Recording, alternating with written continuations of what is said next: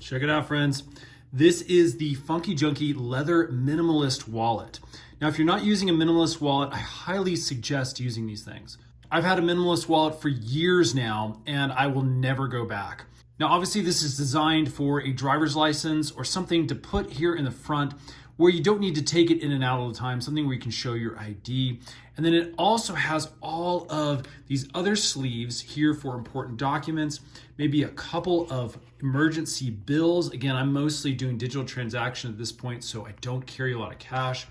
But there's all sorts of sleeves for your cards, maybe your Costco card, things like that, to carry all of the necessary cards without the extra bulk that traditional wallets have held.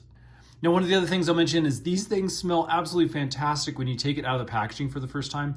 You get that nice big whiff of leather. Definitely brings back some nostalgia for me. As you can see, it has some nice stitching all the way around. And again, I find with these minimalist wallets, they actually last quite a long time as long as you get something that has decent quality. So as you can see, the cards slide down into each of these individual slots. They're nice and deep, but you can still get access to them on the edges there to retrieve them when necessary. Again, these are kind of stacked here on the front.